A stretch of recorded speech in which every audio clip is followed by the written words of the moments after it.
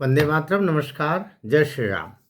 कौन है जो जहर पर जहर छिड़कता जा रहा है देश में, और हम समरसता की, मेल मिलाप की, जातीय रहित समाज की योजना बना रहे हैं, योजना पे योजना बना रहे हैं, लेकिन कोई छिड़कता जा रहा है, छिड़कता जा रहा है।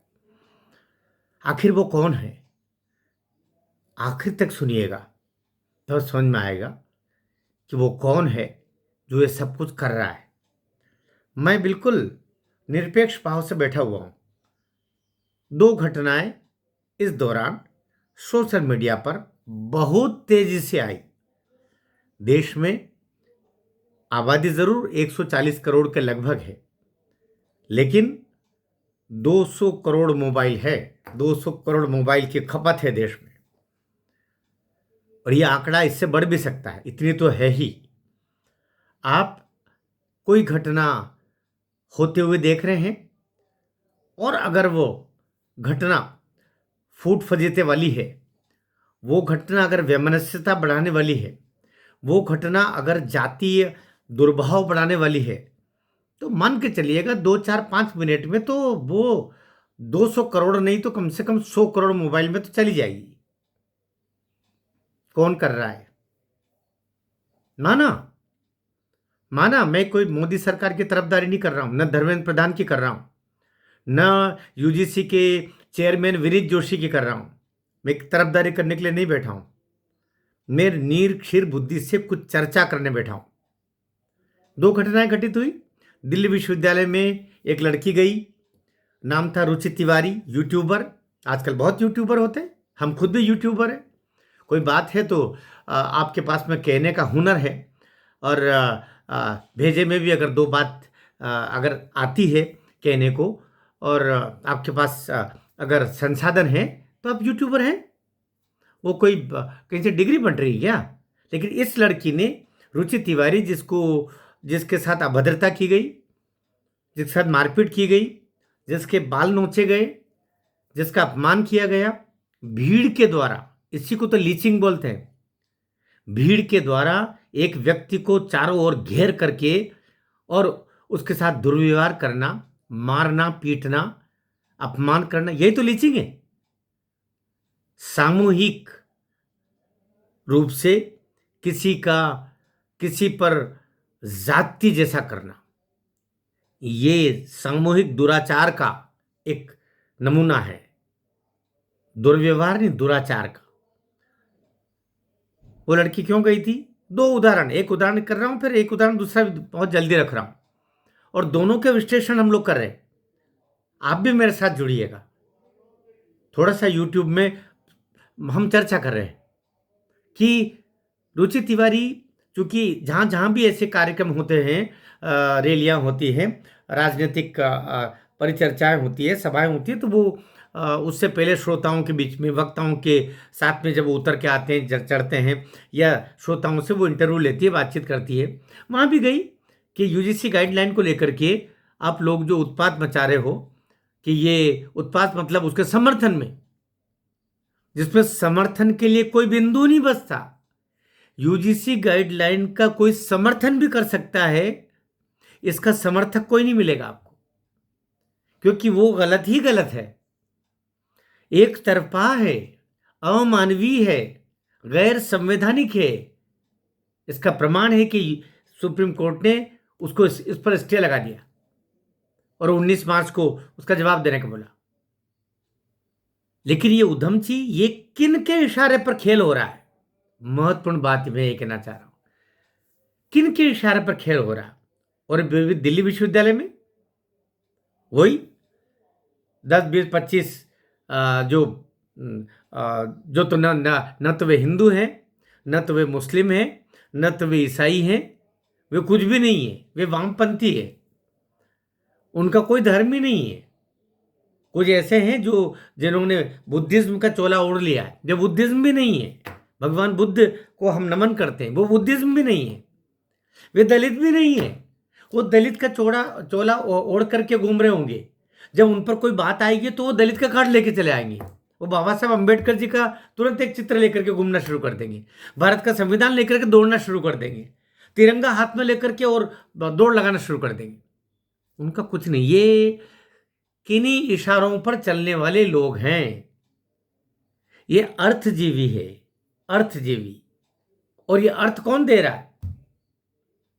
जॉर्ज सोरस दे रहा है, राहुल गांधी दे रहे हैं, सोनिया गांधी दे रही है, विदेशी लोग दे रहे हैं, चीन दे रहा है, आईएसआई दे रहे हैं, या आप हम जैसे लोग दे रहे हैं। कौन दे रहा है? कोई तो दे रहा है, इनमें से कोई तो दे रहा है, जिसके द्वारा सब कुछ हो रहा है। मोदी तो नहीं दे रहा होगा। माना कि इसमें मोदी सरकार भी पाक साफ नहीं है, उसको पाक साफ का देना, क्योंकि मोदी जी ने नहीं किया होगा। लेकिन विनीत जोशी भांग की खा के बैठे थे।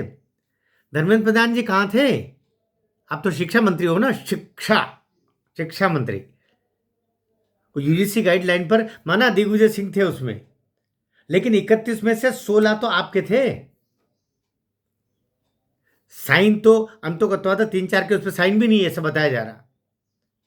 तो आपके 16 लोग जो थे, जो वो स्वराज थी, उसमें सुषमा स्वराज जी की लड़की, हाँ, उसमें कहते हैं कि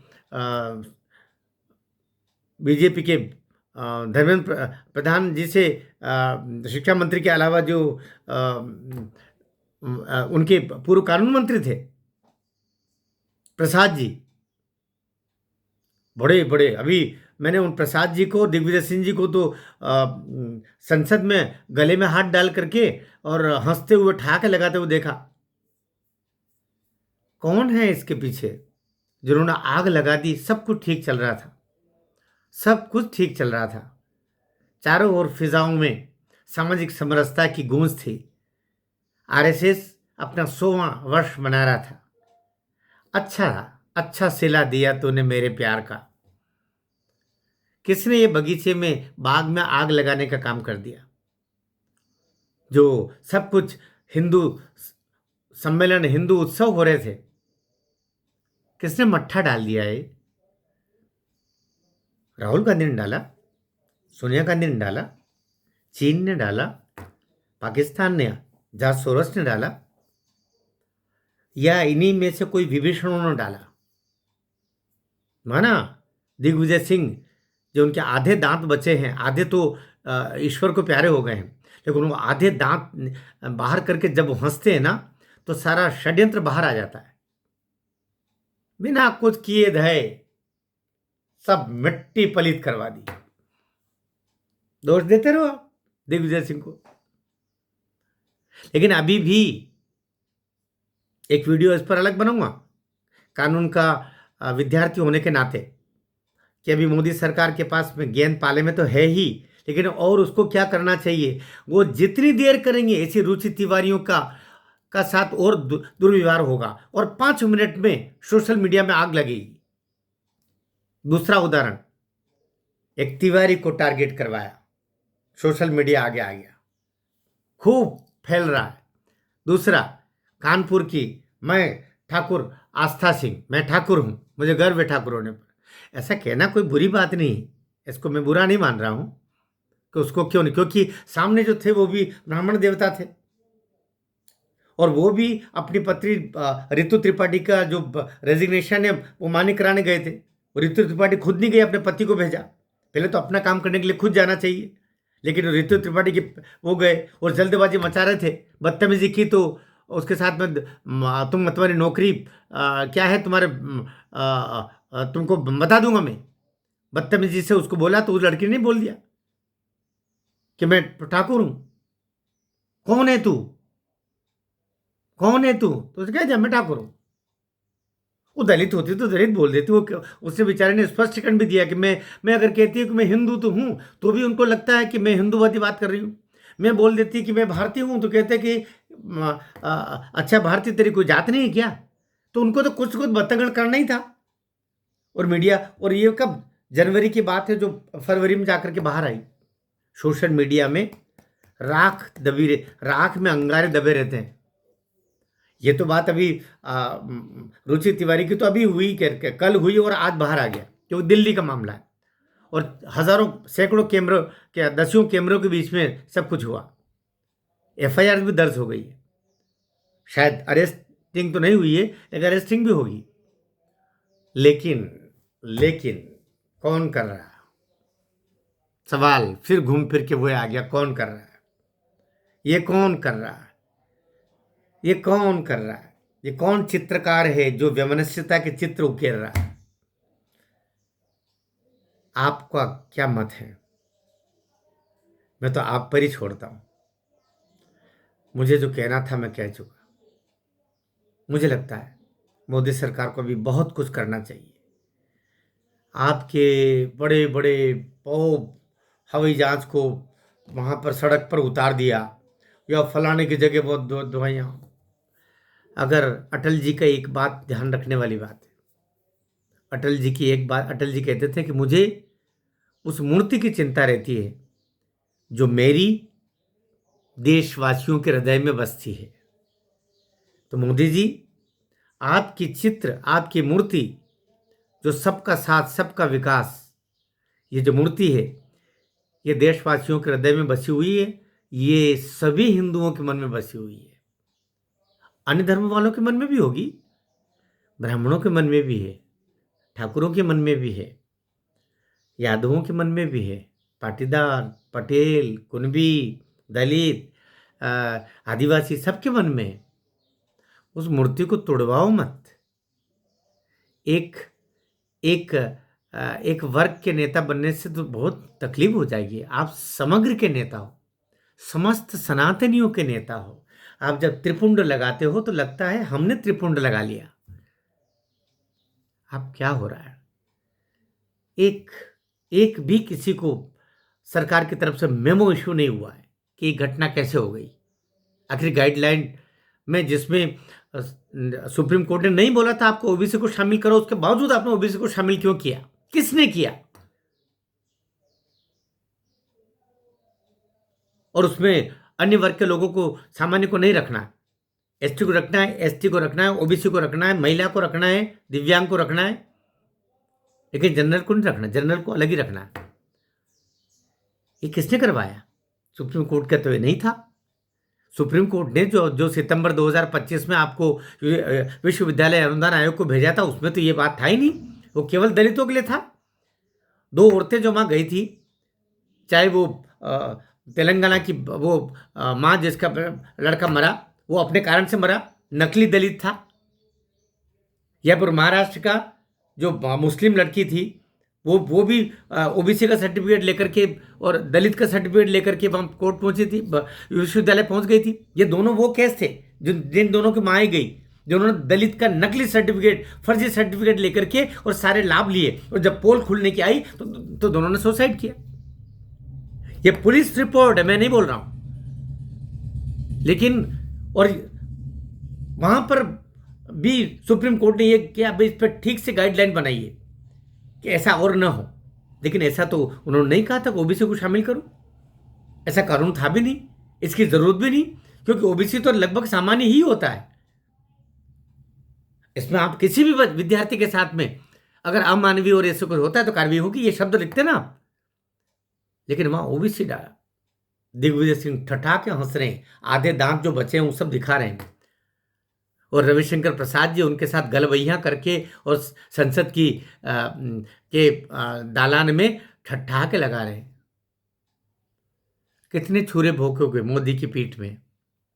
हे नेताओं, तुम बीजेपी के नेता हो, तुम संघ से निकले हुए स्वयंसेवक हो, या हंसते हुए तुमको शर्म नहीं आई?